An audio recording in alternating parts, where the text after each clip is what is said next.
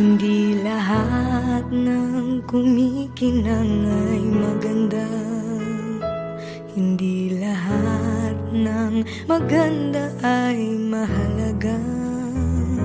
Hindi lahat ng mahalaga'y tunay. Mas mabuti ang pusong nagmamahal.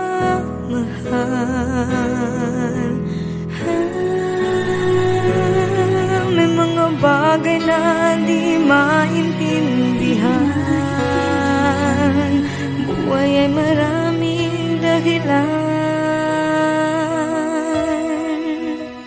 Nasa puso, sa puso lamang makikita ang tunay na yaman.